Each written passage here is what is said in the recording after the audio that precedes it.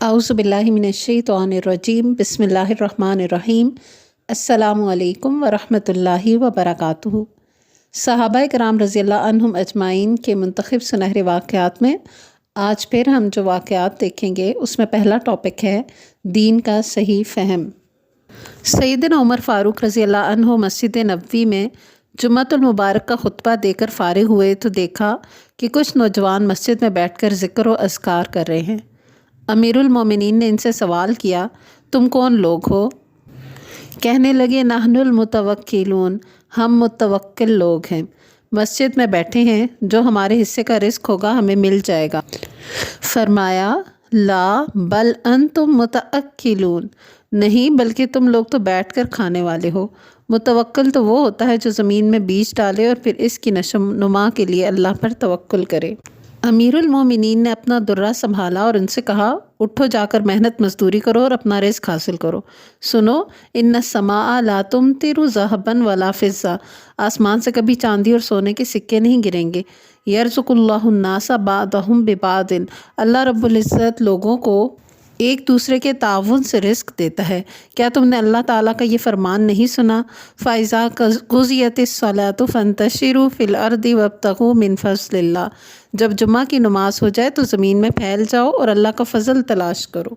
जो शख्स मेहनत मजदूरी का आदी है, शाम को जब इसे मुआवजा मिलता है तो वह हकीकी मसरत और खुशी हासिल करता है। सैयदना उमर बिन ख़त्ताब रज़ियल्लाहु अन्हु बहुत कम सोते थे, दिन रात काम किया करते थे। एक दिन इनके घर वालों ने इनसे कहा, आप रात को आखिरत की तैयारी करते रहते हैं और दिन में रियाया के मसाइल में मशगूल रहते हैं, थोड़ा सा आराम कर लिया करें। फरमाने लगे, इन निमतु नहारी ज़य्यतु हक़्क़ रइयती व निमतु लैली कुल्लहु ज़य्यतु हक़्क़ रब्बी फ़कैफ़ बिन्नौमी माहुमा, अगर मैं दिन को सो गया तो रैयत का हक़ ज़ाया हो जाएगा और अगर पूरी रात सोया रहा तो अपने रब का हक़ ज़ाया कर लूँगा। इस एहसास और शऊर की मौजूदगी में नींद कैसे पूरी की जा सकती है? तो ये हैं हज़रत उमर रज़ियल्लाहु अन्हु, जो कि खलीफा वक्त थे उस वक्त, जिन्होंने बेहतरीन तरीके से अपनी ज़िम्मेदारियाँ अदा की। यहाँ एक छोटा सा हाशिए में तराशा एक लिखा हुआ है। ये सैयदना अबू दरदा रज़ियल्लाहु अन्हु एक शख्स के पास से गुज़रे जिसे लोग गालियाँ दे रहे थे। सैयदना अबू दरदा रज़ियल्लाहु अन्हु ने पूछा, क्या हुआ, आप लोग इसे गालियाँ क्यों दे रहे हैं? लोगों ने बताया कि इसने फ़लाँ गुनाह का इर्तिकाब किया है। सैयदना अबू दरदा रज़ियल्लाहु अन्हु फरमाने लगे, अगर आप लोगों को ये किसी कुएँ में गिरा हुआ मिले तो आप इसे निकालेंगे या नहीं? लोगों ने जवाब दिया, ज़रूर निकालेंगे। सैयदना अबू दरदा ने कहा, अपने मुसलमान भाई को गालियाँ ना दो, उस अल्लाह की तारीफ़ करो जिसने आप लोगों को इस गुनाह से महफूज रखा। लोग पूछने लगे, क्या आप इससे बुग़्ज़ नहीं रखते? सैयदना अबू दरदा रज़ियल्लाहु अन्हु ने फरमाया, मैं इससे नहीं बल्कि इसके गुनाह से बुग़्ज़ रखता हूँ। अगर वह गुनाह तर्क कर दे तो फिर पहले की तरह हमारा भाई है। तो ये है असल अखलाक कि इंसान से नफ़रत ना की जाए बल्कि बुराई को बुरा जाना जाए और उसकी कराहियत अपने और दूसरों के दिलों में महसूस कराई जाए, और ये अल्लाह ही के इज़्न से होता है। दूसरा टॉपिक है नवासे रसूल सल्लल्लाहु अलैहि वसल्लम की फ़जीलतें। अल्लाह के रसूल सल्लल्लाहु अलैहि वसल्लम अपने प्यारे नवासे सैयदना हसन से बहुत ज़्यादा मोहब्बत करते थे। वो भी अपने नाना जान से बेपनाह मोहब्बत करते। जब कभी नाना मोहतरम से मुलाकात होती तो अपने नन्हे नन्हे बाजू फैला देते। इधर अल्लाह के रसूल सल्लल्लाहु अलैहि वसल्लम भी इनके लिए अपने बाजू फैला देते। सैयदना हसन अल्लाह के रसूल सल्लल्लाहु अलैहि वसल्लम की गोद में कूद जाते। अल्लाह के रसूल सल्लल्लाहु अलैहि वसल्लम इनका मुँह चूमते और इन्हें सीने से लगाते। कभी ऐसा भी होता कि हसन बिन अली रज़ियल्लाहु अन्हुमा आपकी दाढ़ी से खेलना शुरू कर देते। नाना जान और नवासे की ये मोहब्बत सिर्फ़ एक मरतबा की बात नहीं बल्कि ये मोहब्बत और प्यार शुरू दिन से चला आ रहा था। अल्लाह के रसूल सल्लल्लाहु अलैहि वसल्लम ने अपने इस नवासे को अपने दस्ते मुबारक से घुट्टी दी थी, ख़ुद इनका नाम भी रखा था और उनके लिए दुआएं की थी। इन्हें सैयद शबाब अहलुल जन्ना के लक़ब से नवाजा था। इनके लिए पेश गोई फरमाई थी कि वो मुसलमानों के दो बड़े ग्रोहों के दरमियान सुलह करवाएंगे।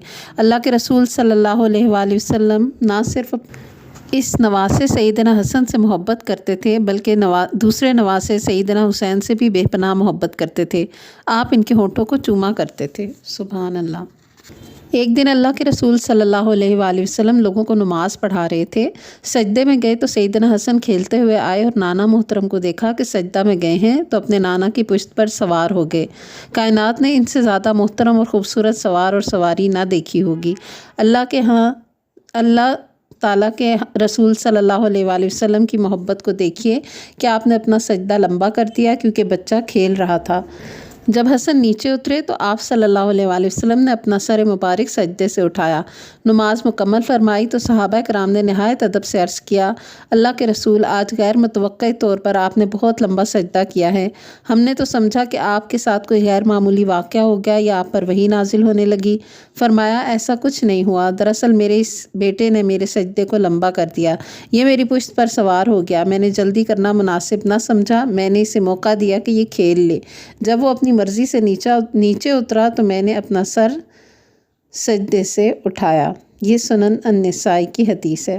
قارئین کرام، بچوں کے ساتھ یہ محبت اور الفت اور اس نوعیت کا انس ایک دو روز میں پیدا نہیں ہوتا، بلکہ یہ مسلسل پیار و محبت کا نتیجہ ہوتا ہے۔ مسجد نبوی نے ایک منظر اور بھی دیکھا کہ سیدنا حسن اور سیدنا حسین رضی اللہ عنہما اپنے گھر سے مسجد نبوی میں داخل ہوئے ہیں۔ اللہ کے رسول صلی اللہ علیہ وآلہ وسلم کے یہ دونوں پھول سرخ رنگ کے لباس میں ملبوس چھوٹے چھوٹے قدم اٹھاتے ہوئے اپنے نانا محترم کی طرف بڑھ رہے ہیں۔ امام الانبیاء اس وقت منبر پر جلوہ افروز ہیں، خطبہ ارشاد فرما رہے ہیں، لوگ ان شہزادوں کے لیے راستہ چھوڑتے جا رہے ہیں۔ دونوں نواسوں کو آپ صلی اللہ علیہ وآلہ وسلم نے اپنی طرف آتے دیکھا تو خطبہ روک دیا۔ آپ منبر سے نیچے اترے اور اپنے نواسوں کو اپنے مبارک ہاتھوں میں اٹھا لیا۔ ارشاد ہوا، اللہ تعالیٰ کا فرمان بلا شبہ سچ ہے، انما اموالکم و اولادکم فتنہ، تمہارا مال اور تمہاری اولاد تمہارے لیے آزمائش ہے۔ میں نے اپنے نواسوں کو دیکھا تو صبر نہ کر سکا۔ قارئین کرام، یہ بات کسی پر مخفی نہیں ہے کہ اللہ کے رسول صلی اللہ علیہ وآلہ وسلم کچھ دیر تک ان کو چومتے، پیار کرتے اور اپنے سینے سے لگاتے رہے، پھر دوبارہ منبر پر تشریف لے گئے اور اپنے خطبے کو مکمل کیا۔ غور کیجئے کہ سیدنا حسن اور سیدنا حسین آپ کے پوتے نہیں، نواسے ہیں۔ آپ صلی اللہ علیہ وآلہ وسلم کی بیٹی سیدہ فاطمہ رضی اللہ عنہما کی اولاد ہیں۔ ایک ایسے معاشرے میں جہاں اسلام سے پہلے بیٹی کو عار سمجھا جاتا تھا اور اسے زندہ درگور کر دیا جاتا تھا، اللہ کے رسول صلی اللہ علیہ وآلہ وسلم بیٹی کو کتنا مرتبہ اور مقام دیتے ہیں۔ آئیے اس بات کو سمجھنے کے لیے ایک حدیث پاک کا مطالعہ کرتے ہیں۔ سیدنا اسامہ بن زید رضی اللہ عنہما بیان کرتے ہیں، ایک مرتبہ میں کسی حاجت کے لیے رات کے وقت گھر سے باہر نکلا۔ میں نے دیکھا کہ نبی صلی اللہ علیہ وآلہ وسلم بھی اپنے گھر سے باہر تشریف لائے۔ آپ صلی اللہ علیہ وآلہ وسلم اپنی چادر میں کوئی چیز چھپائے ہوئے تھے۔ مجھے شوق پیدا ہوا کہ میں دیکھوں اللہ کے رسول صلی اللہ علیہ وآلہ وسلم اپنی چادر میں کیا چھپائے ہوئے ہیں۔ میں نے پوچھ ہی لیا، یا رسول اللہ صلی اللہ علیہ وآلہ وسلم، یہ آپ چادر میں کیا چھپائے ہوئے ہیں؟ میرے سوال کے جواب میں آپ صلی اللہ علیہ وآلہ وسلم نے چادر ہٹا دی۔ میں نے دیکھا کہ آپ صلی اللہ علیہ وآلہ وسلم کے دونوں نواسے حسن اور حسین آپ کے دونوں پہلوؤں سے چمٹے ہوئے تھے۔ آپ صلی اللہ علیہ وآلہ وسلم نے ان دونوں بچوں کے بارے میں فرمایا، ہذانی ابنیا وابن ابنتی، یہ دونوں میرے بیٹے ہیں اور میری بیٹی کے بیٹے ہیں۔ اللہم انی احبہما فاحبہما واحب من یحبہما، اے اللہ میں ان دونوں سے محبت کرتا ہوں، تو بھی ان سے محبت فرما، اور جو ان سے دونوں سے محبت رکھے اس سے بھی محبت فرما۔ جامع الترمذی۔ سبحان اللہ۔ وآخر دعوانا ان الحمد للہ رب العالمین۔ سبحانک اللہم و بحمدک، نشہد ان لا الہ الا انت، نستغفرک و نتوب الیک۔ السلام علیکم ورحمۃ اللہ وبرکاتہ۔